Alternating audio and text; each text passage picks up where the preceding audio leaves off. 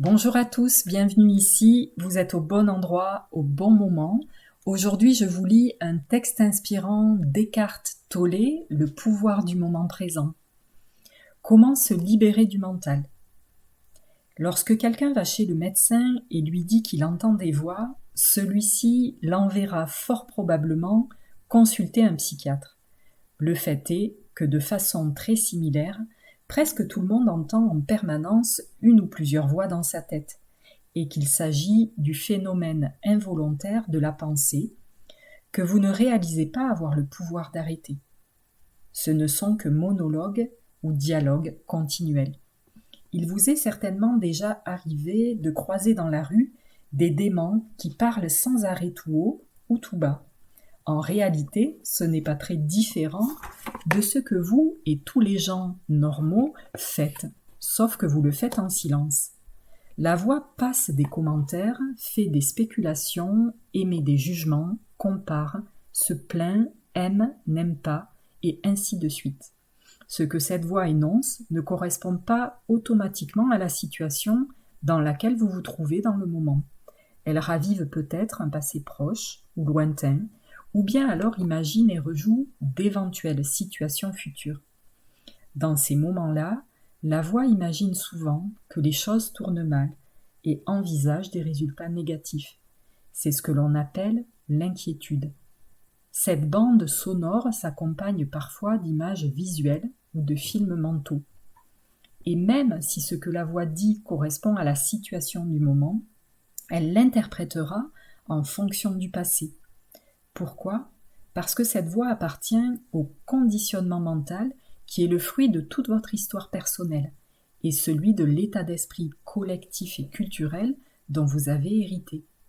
Ainsi, vous voyez et jugez dorénavant le présent avec les yeux du passé, et vous en avez une vision totalement déformée.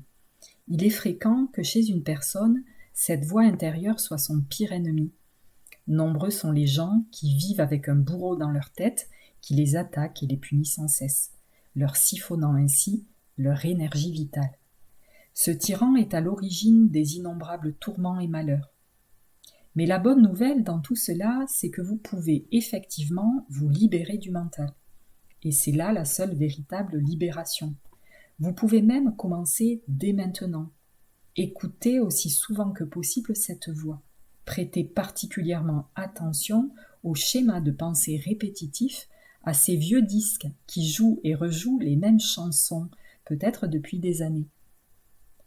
C'est ce que j'entends quand je vous suggère d'observer le penseur.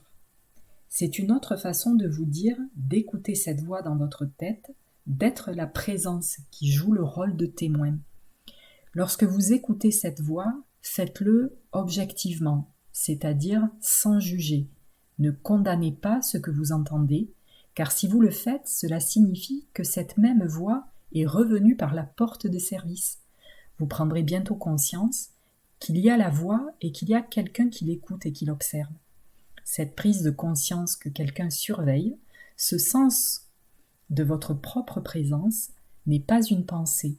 Cette réalisation trouve son origine au-delà du mental. Ainsi, quand vous observez une pensée, vous êtes non seulement conscient de celle-ci, mais aussi de vous-même en tant que témoin de la pensée. À ce moment-là, une nouvelle dimension entre en jeu. Pendant que vous observez cette pensée, vous sentez, pour ainsi dire, une présence, votre moi profond, derrière elle ou sous elle. Elle perd alors son pouvoir sur vous et bat rapidement en retraite du fait que, en ne vous identifiant plus à elle, vous ne l'alimentez plus. Ceci est le début de la fin de la pensée involontaire et compulsive. Lorsqu'une pensée s'efface, il se produit une discontinuité dans le flux mental, un intervalle de non-mental. Au début, ces hiatus seront courts, peut-être de quelques secondes, mais ils deviendront peu à peu de plus en plus longs. Lorsque ces décalages dans la pensée se produisent, vous ressentez un certain calme et une certaine paix. C'est le début de votre état naturel de fusion consciente avec l'être qui est généralement obscurci par le mental. Avec le temps et l'expérience, la sensation de calme et de paix s'approfondira et se poursuivra ainsi sans fin.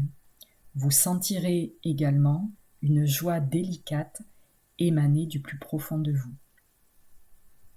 Voilà, c'est tout pour aujourd'hui. J'espère que ce texte vous a inspiré. Je vous souhaite une chouette journée.